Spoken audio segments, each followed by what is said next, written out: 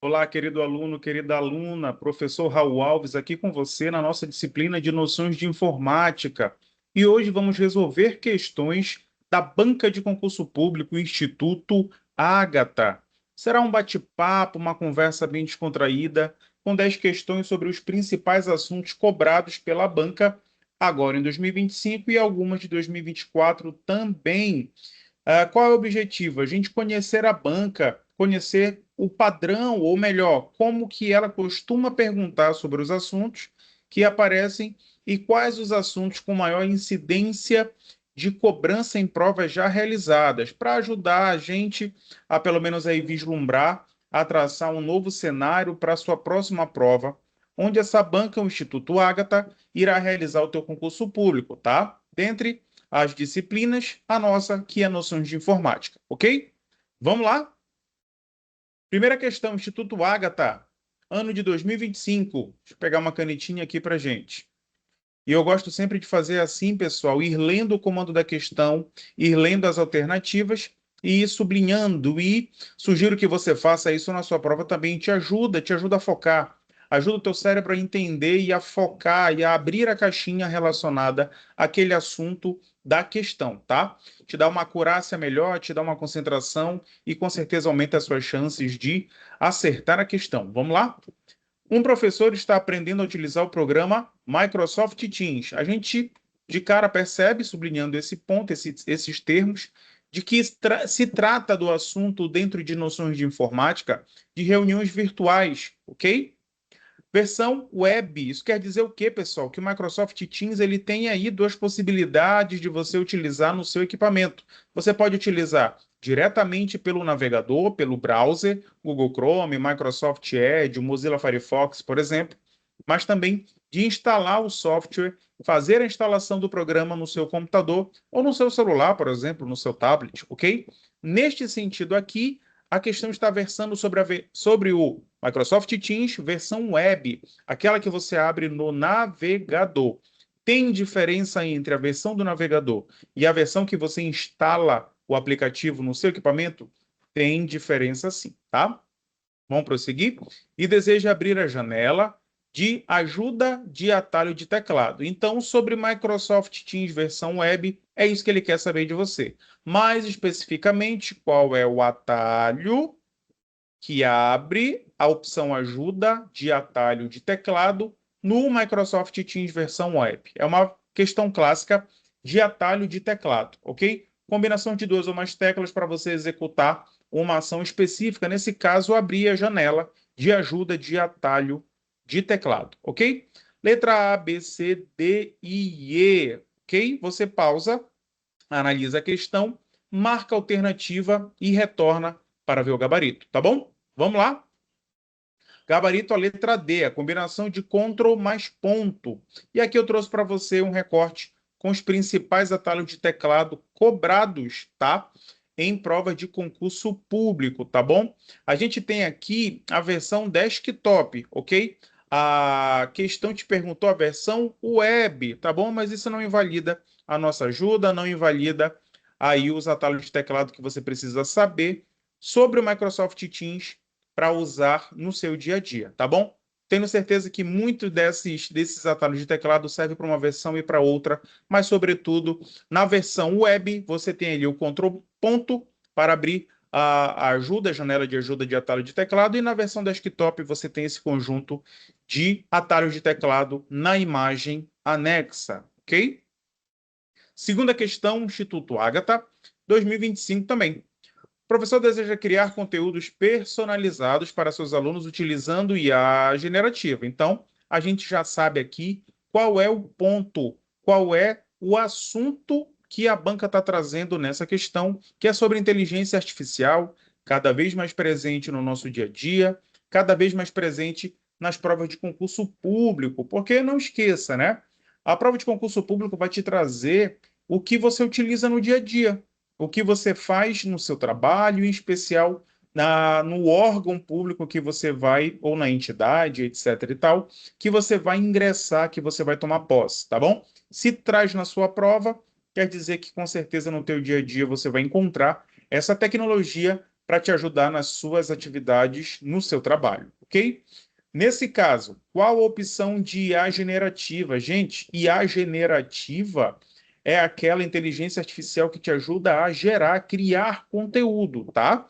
Ele quer saber qual é a IA dentre as delimitadas aqui apresentadas nas alternativas de código aberto, ok? Que pode ser utilizada pelo professor para gerar conteúdo. Primeiramente, eu vou te relembrar algo que a gente vê em outros pontos da informática, noções de informática, que é a noção de código aberto, ok? O código aberto, pessoal, a gente está falando do chamado código-fonte, ok? Do software, do programa de computador, tá? Quando eu tenho um código-fonte fechado, dentre as opções, nós temos o código fechado proprietário. Quer dizer que ele pertence a uma empresa, pertence a uma instituição. Você não pode olhar o código-fonte, você não pode alterá-lo, você não pode realizar implementações naquele código-fonte, tá? Mas também nós temos o código-fonte aberto, que é aquele que você pode explorar, editar, criar um outro software derivado desse com o código-fonte aberto, ok? Imagina o seguinte, o código-fonte fechado é aquela receita de bolo que está no livro com uma chave. Só quem pode abri-lo é o seu proprietário. E o código-fonte aberto é aquele em que você tem a chave ou que nem mesmo tem uma tranca, onde qualquer pessoa que queira estudar sobre aquela tecnologia tem acesso, faz as suas modificações, faz os seus testes, as suas implementações, tá? E agora sim, qual dessas IAs elencadas de A a E possui o seu código-fonte aberto, ou seja, não pertence a uma organização, a uma empresa que é detentora dos direitos daquele software, dos direitos daquele código-fonte, ok?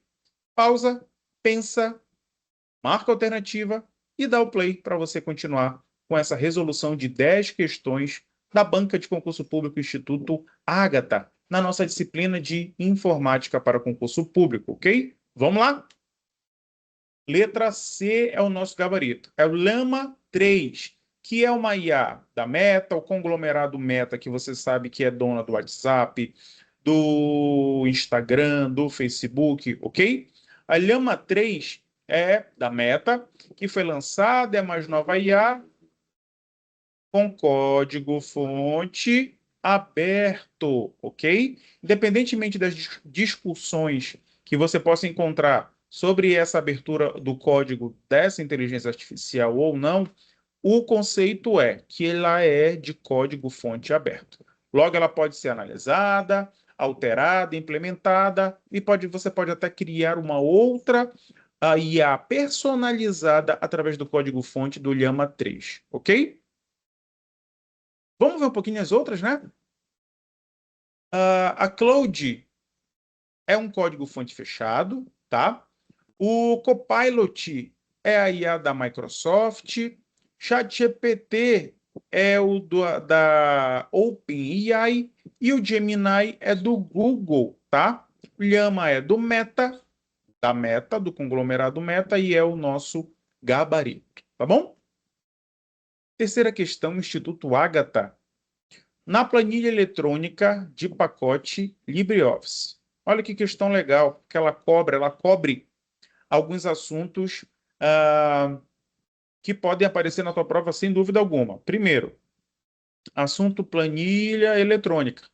E quando a gente fala de planilha eletrônica, a gente pode falar do LibreOffice, que é um pacote concorrente do pacote Microsoft Office, que é o que nós mais conhecemos, o mais famoso, que traz o Word, o Excel, o PowerPoint, o Outlook e outras ferramentas, tá?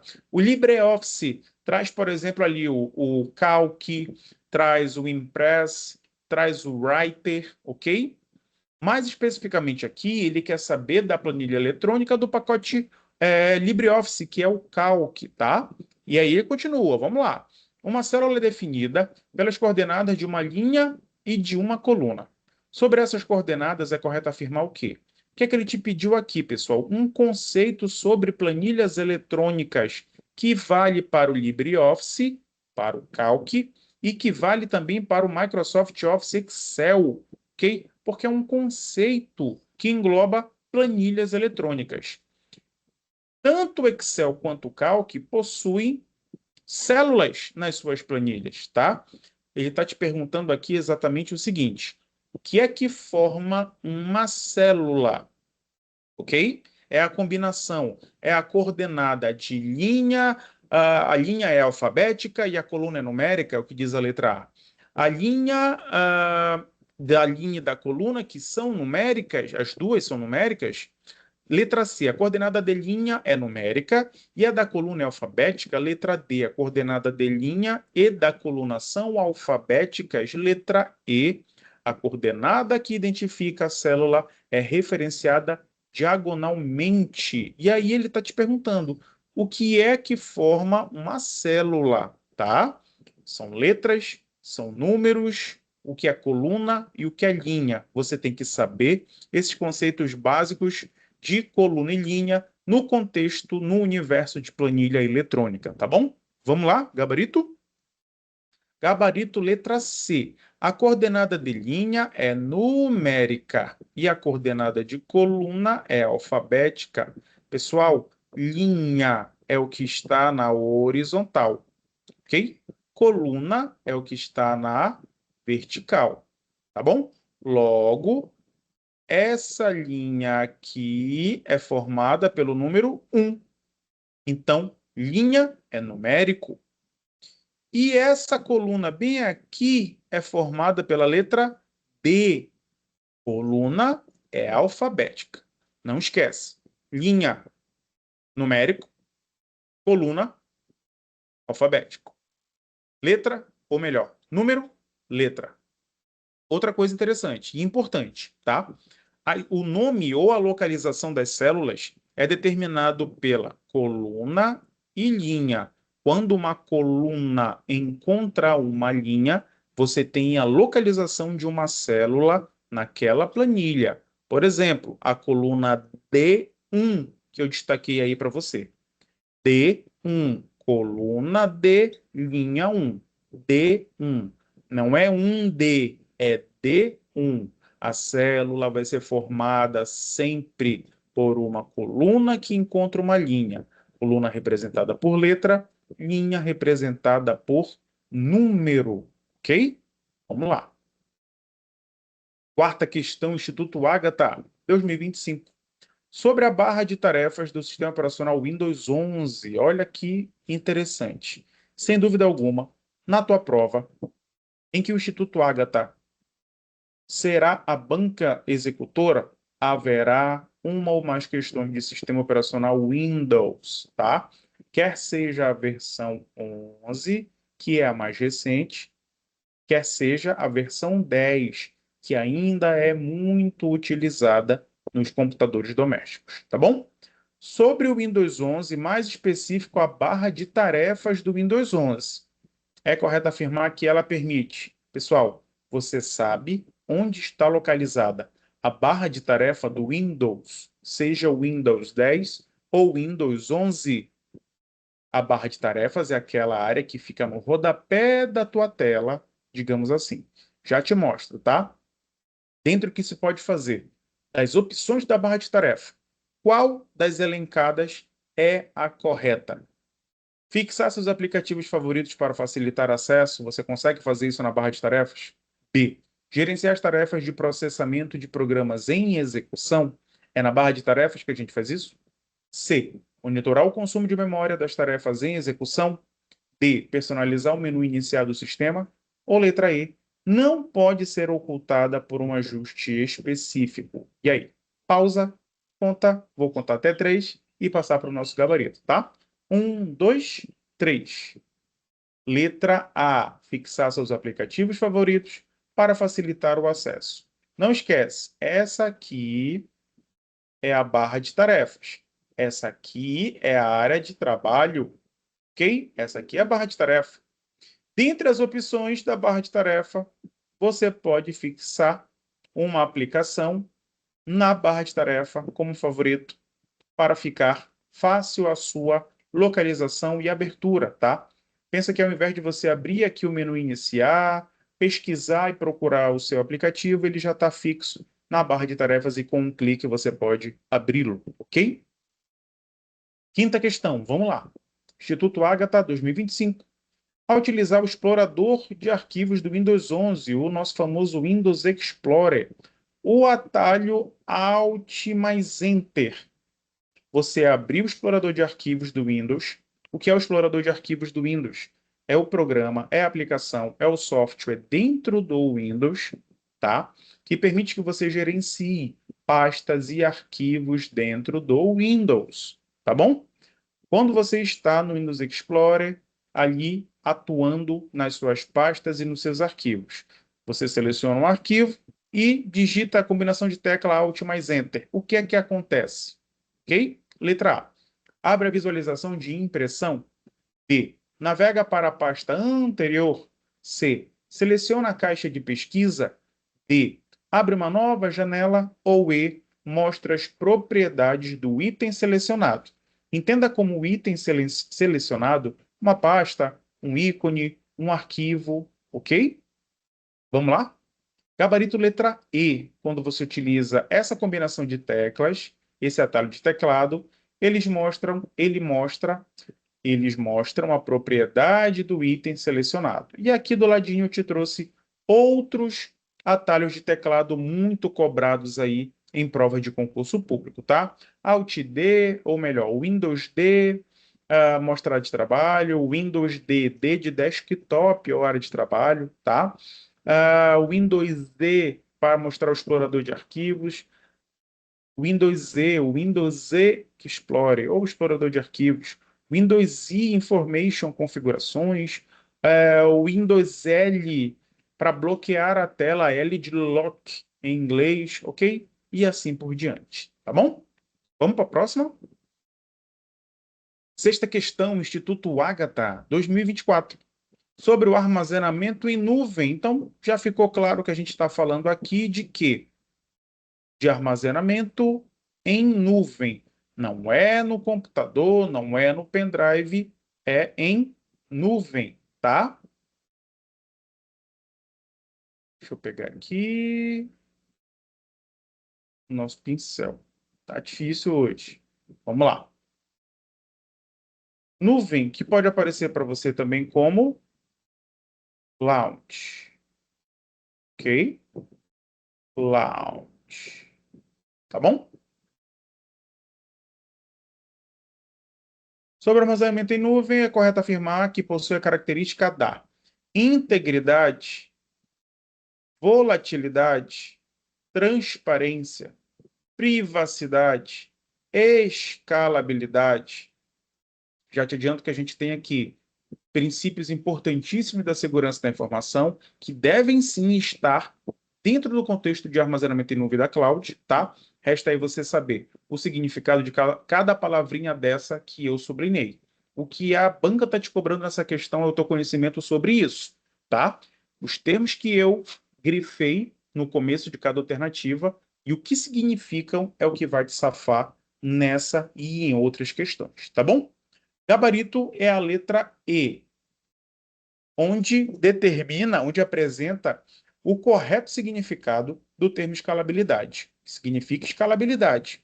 Permite a expansão do espaço de armazenamento de forma simplificada. Isso quer dizer o quê, pessoal?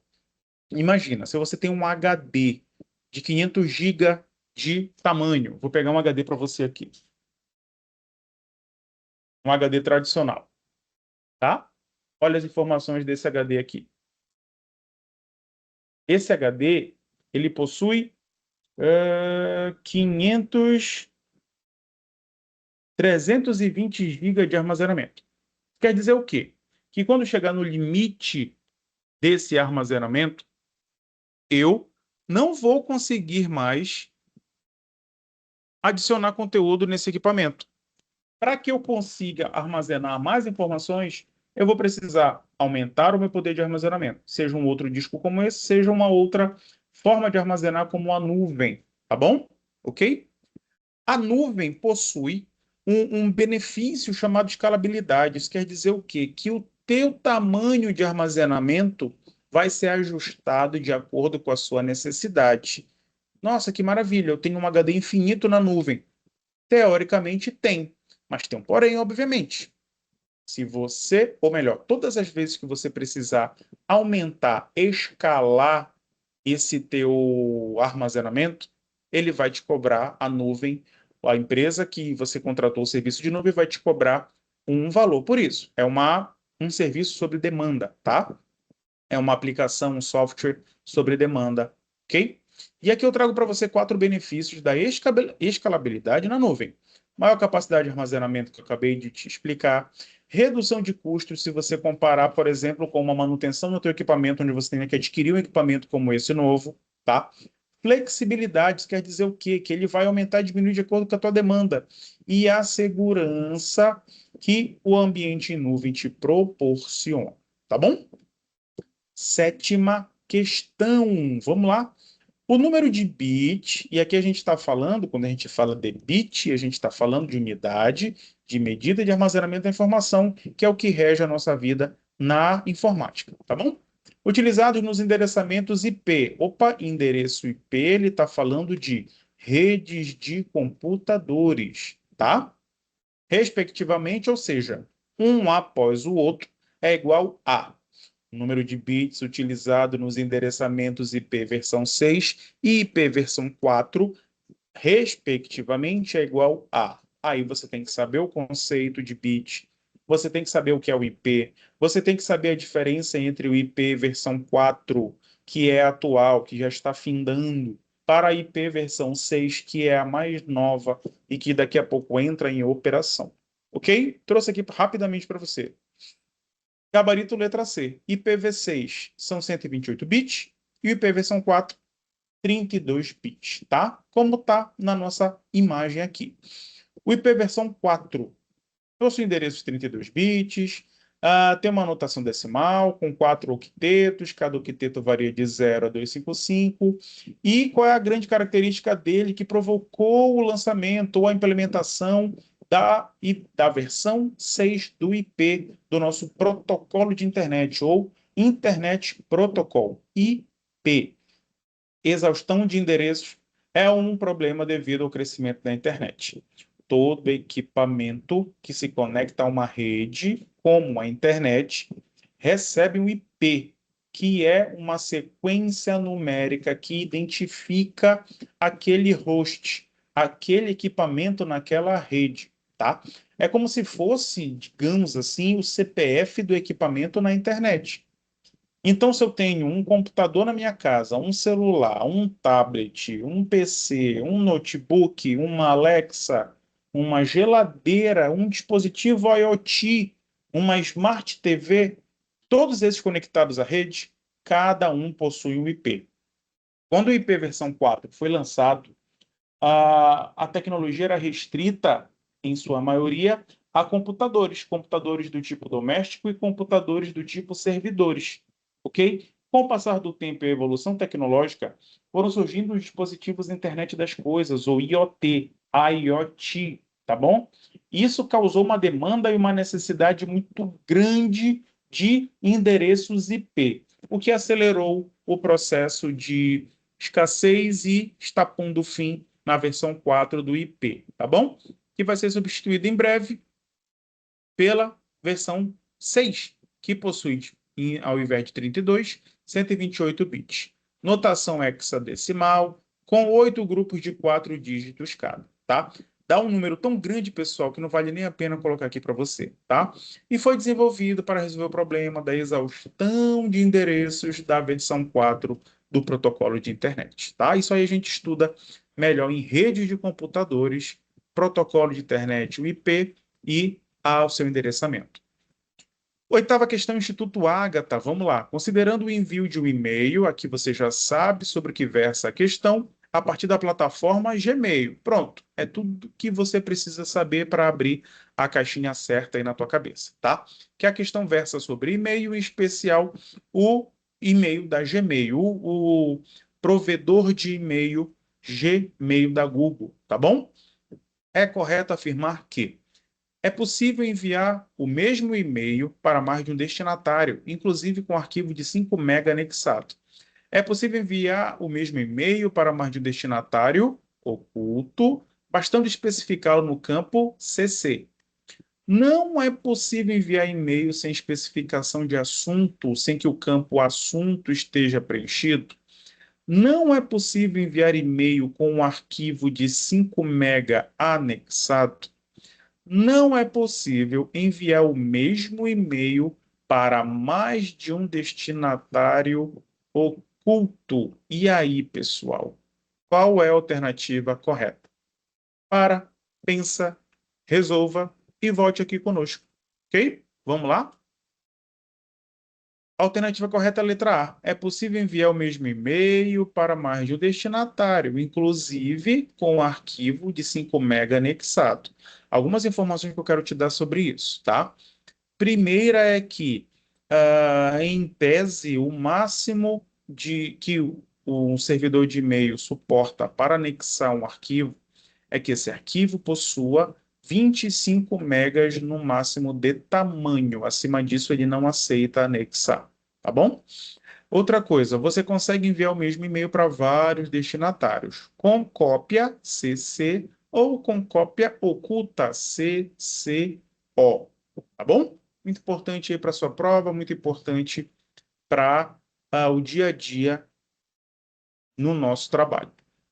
Nona questão, vamos lá. Serviço em nuvem do Google, olha aí, chamado Google Drive, na configuração padrão, disponibiliza uma nuvem D. O que é que ele quer saber aqui, pessoal? Não está explícito, não está especificado. Particularmente, achei um pouco mal formulada a questão, mas o que ele quer saber de você é o seguinte, tá? Quanto de armazenamento a tua conta no Google Drive gratuita te disponibiliza? Ok? Letra A, 45 GB, é compartilhado com outro serviço do Google, como por exemplo Gmail, 30 GB, 25, 20, 15, cada uma com a sua especificação aí. Você tem que saber esses detalhes, que nada mais são do que detalhes do nosso dia a dia, pessoal. Todo mundo tem um Gmail. Todo mundo tem um Google Drive que salva os seus arquivos, os seus backups ali. É só você se recordar qual é o tamanho do teu Google Drive, tá? Quando é que a gente lembra ou percebe ou se dá conta disso? Quando ele começa a avisar para a gente que está cheio e aí começa a oferecer um plano pago para nós fazermos o upgrade dessa assinatura, tá? E o gabarito é aqui, letra E, 15 gigas, que é compartilhado com outro serviço do Google, como, por exemplo, o Google Fotos, como demonstrado bem aqui na nossa figura, tá? Que nada mais é que um gráfico sobre um armazenamento do Google Drive de um usuário fictício, tá? Lembrando que é um plano de 15 gigas para o usuário padrão, para aquela conta gratuita, por exemplo. Ok? Décima questão, Instituto Ágata, sobre backup espelho. Primeira coisa, backup. Toda vez que você escutar, ou ler, ou se deparar numa prova com a palavra backup, você sabe que está sendo falado sobre cópia de quê? Cópia de